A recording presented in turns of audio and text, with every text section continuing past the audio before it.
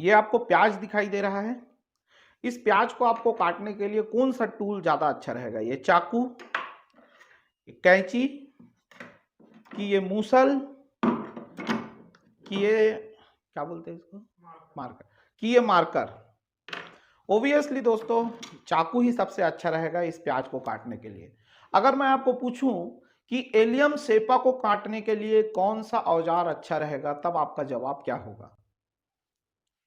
आप में से बहुत सारे ऐसे लोग हैं जो अब कंफ्यूज हो गए होंगे कि पता नहीं वो क्या चीज है और हम किस तरीके से काटेंगे।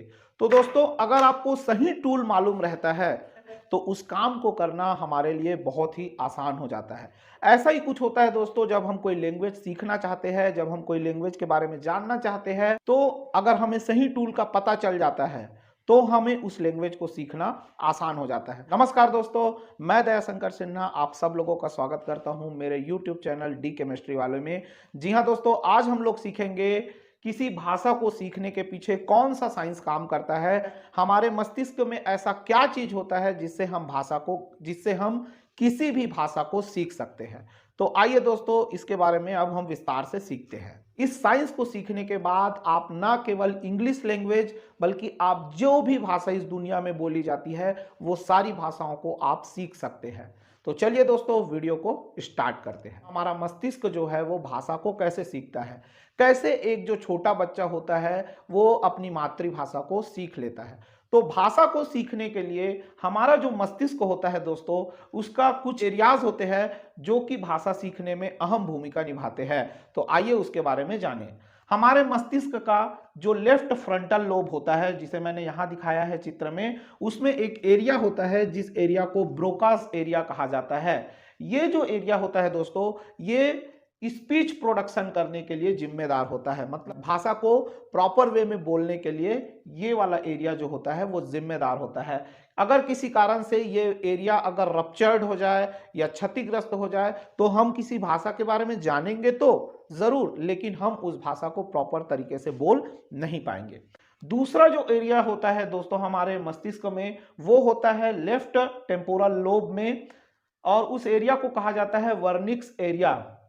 वर्निक्स एरिया जो होता है दोस्तों, ये लैंग्वेज डेवलपमेंट और कॉम्प्रिहेंशन, मतलब किसी लैंग्वेज को कैसे डेवलप करना है और उसको किस तरीके से अगर कोई सामने वाला बोले तो उसको हम कैसे समझना है, ये हमें पता चलता है हमारे लेफ्ट टेम्पोरल लोब में उपस्थित वर्निक्स एरिया से। अगला जो होता है दोस्तों वो होता है एंगुलर जाइरस, और एक और एरिया होता है जिसे हिप्पोकैम्पस कहा जाता है।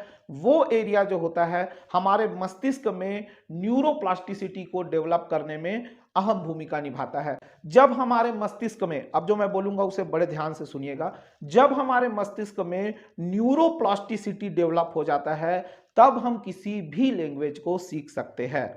भाषा सीखने के विज्ञान को सीखने के लिए सबसे पहले हमें यह जानना जरूरी होगा कि न्यूरोप्लास्टिसिटी किस चीज का नाम है। न्यूरोप्लास्टिसिटी को समझने के लिए दोस्तों एक मैं उदाहरण देना चाहता हूं। हमारे गांवों में जब हम फसल को काटते हैं तो खेत में फसल के ठूठ बच जाते हैं, जिसे छत्तीसगढ़ी में नराई कहा जाता है या फिर हिंदी में उसे पराली कहा जाता है। जब उसके ऊपर जब हम लगातार चलते जाते हैं तो एक प्रकार से इस तरीके से धीरे धीरे रास्ता डेवलप होने लगता है, और जब हम बार बार चलते जाते हैं तो वो नराई छटते जाता है और ये रास्ता जो है वो बनते जाता है, जिसे हम पगडंडी भी बोलते हैं, पगडंडी बनना शुरू हो जाता है। उसी तरीके से हमारे दिमाग में जब हम किसी भाषा के लगातार संपर्क में आते जाते हैं तो धीरे धीरे हमारे अंदर न्यूरोप्लास्टिसिटी, मतलब कहना चाहिए न्यूरॉन का एक पाथ डेवलप होना शुरू हो जाता है और हम उस भाषा के प्रति फैमिलियर होते जाते हैं। जितना ज्यादा न्यूरोप्लास्टिसिटी आपके दिमाग में विकसित होगा उतना ही ज्यादा फैमिलियर आप उस भाषा के प्रति होंगे, उस भाषा को आप समझ पाएंगे, उस भाषा को आप बोल पाएंगे, उस भाषा को आप लिख पढ़ पाएंगे। अब सवाल ये पैदा होता है दोस्तों कि हमारे दिमाग में न्यूरोप्लास्टिसिटी कैसे डेवलप हो, how to develop neuroplasticity in our brain.